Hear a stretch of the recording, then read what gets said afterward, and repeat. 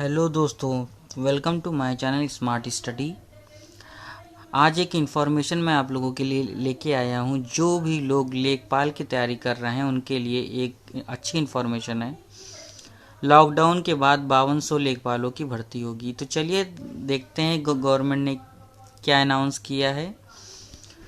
Government ने कहा है कि राजस्व परिषद में लेखपालों के 5200 पदों पर भर्ती प्रक्रिया लॉकडाउन खत्म होते ही शुरू करने की तैयारी है।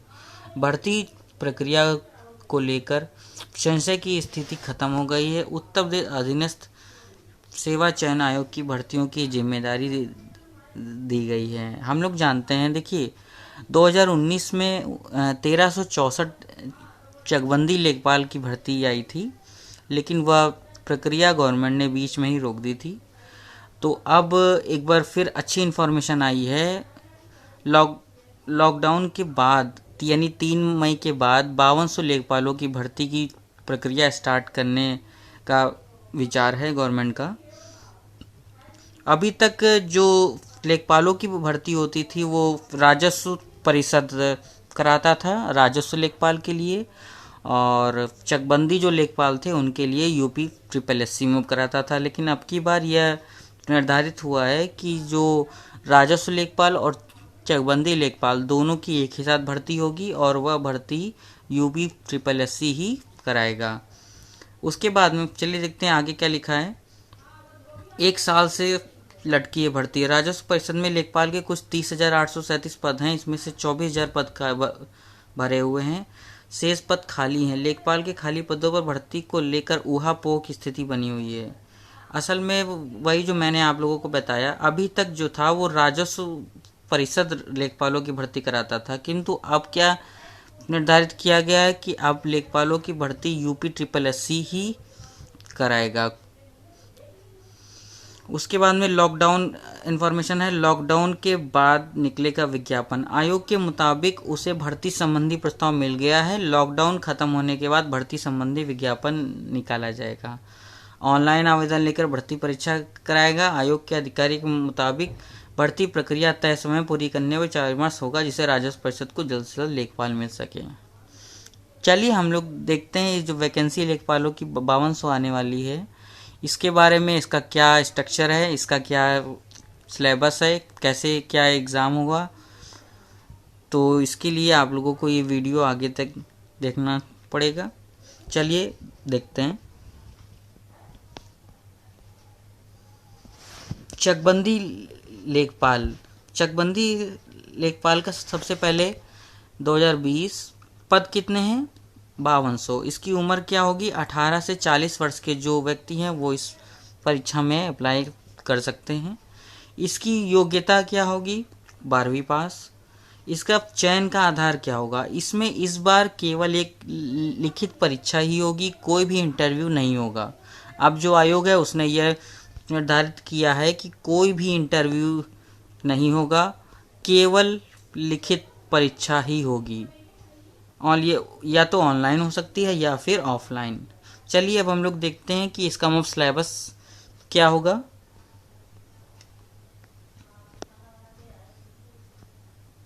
इसका सिलेबस जो होगा उसमें 100 प्रश्न होंगे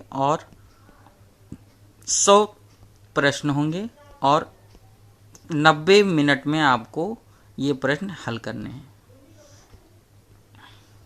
ये जो 100 प्रश्न होंगे इनका हम लोग देख लेते हैं क्लासिफिकेशन। इसमें क्या क्या आएगा? हिंदी आएगी 25 अंक की, गणित आएगी 25 अंक की, सामान्य अध्ययन यानी GS आएगा 25 अंक का, और हमारा ग्राम समाज व विकास जो आएगा यानी जो विलेज जो स्ट्रक्चर है हमारा उसके बारे में आएगा, वो भी 25 अंक का आएगा। यानी 100 क्वेश्चन 90 मिनट्स में। चलिए देख लेते हैं इसका एक विस्तृत सिलेबस।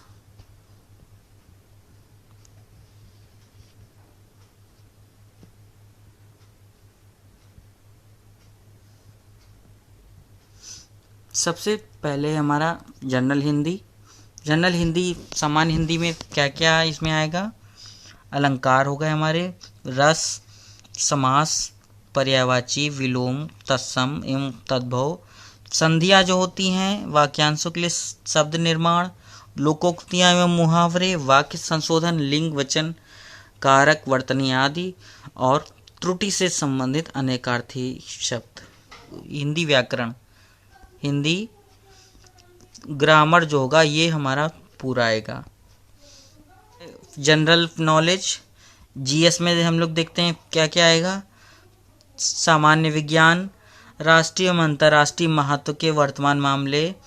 भारतीय इतिहास में जो हमारा आधुनिक इतिहास है, स्वतंत्रता आंदोलन, भारतीय राजनीति आएगी, पूरी पॉलिटी आएगी, संविधान हमारा आएगा, अर्थशास्त्र इकोनॉमिक्स से, विश्व भूगोल व जनसंख्या, सामान्य विज्ञान के जो हमारे दैनिक जीवन से होने वाली घटनाओं के प्रश्न है वे भी आएंगे। भारतीय इतिहास में जो होगा उसके आगे दिया गया ध्यान वित्तीय, सामाजिक, धार्मिक एवं राजनीतिक दलों का ज्ञान पर होगा। ज्ञान, राष्ट्रवाद का उदय, हमें स्वतंत्रता कैसे मिली, ये अपेक्षित है। और उसके आगे दिया गया आपको कि विश्व भूगोल में आपको क्या क्या पढ़ना है। ज्योग्राफी, सिविक्स और इकोनॉमिक्स, साइंस पूरी। चलिए उसके आगे देखते हैं अपना। उसके आगे है हमारा मैथ्स का सिलेबस। गणित में क्या क्या आएगा।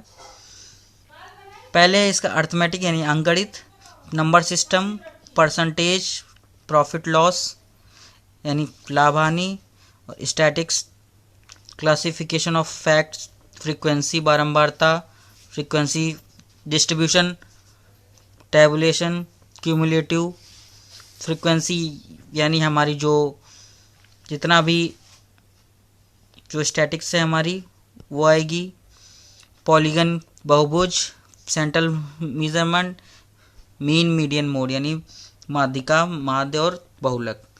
उसके बाद अलजेब्रा में क्या क्या हम लोग देखते हैं, एलसीएम एचसीएफ, और एलसीएम एचसीएफ में रिलेशन जो हमारी इक्वेशन होती हैं,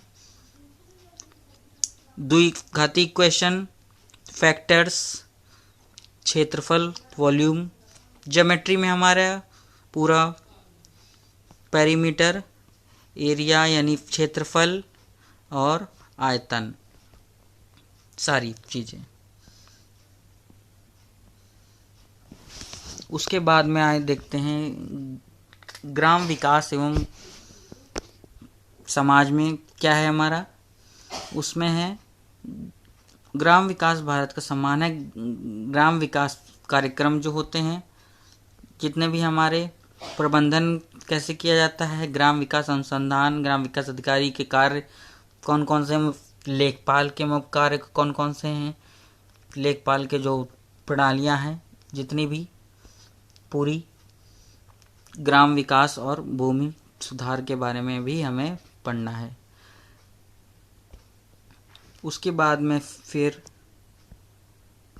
है हमारा इन विषयों के अलावा उम्मीदवार को कृषि के महत्व पे, भारतीय कृषि की प्रकृति जैसे विषयों पर ध्यान देना चाहिए। भूमि सुधार, भूमि किराएदार सुधार एवं आवश्यकता के उद्देश्यों पर भूमि सुधार के तहत, और केसीसी के बारे में भी उसे मालूम होना चाहिए।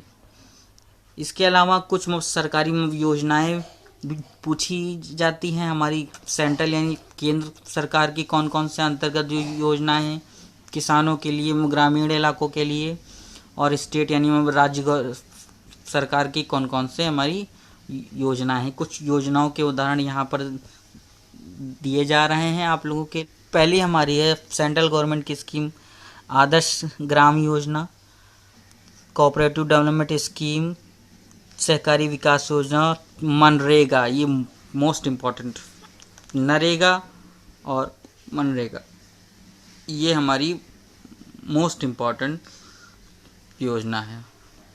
फिर है जवाहर ग्राम योजना, ये भी इम्पॉर्टेंट है। अन्नपूर्णा योजना और अंत्योदय अन्न योजना, जो हमारी इस समय जो पहल है यानी डायरेक्ट बेनिफिट ट्रांसफ़र स्कीम जो हमारी है पहल, इसके बारे में भी आपको लोगों को जानना है। उसके बाद में राजीव गांधी ग्राम विद्युतीकरण योजना, कस्तूरबा गांधी शिक्षा योजना, एमडीएम, जो हमारी एमडीएम योजना है इसके अंतर्गत, और प्रधानमंत्री ग्राम सड़क योजना, ये सारी जो योजना है ये सेंट्रल की हैं, केंद्र की हैं। इनके बारे में भी आप लोगों को अध्ययन करना है। चलिए उसके बाद में राज्य की में कुछ योजना है हम लोग देखते हैं।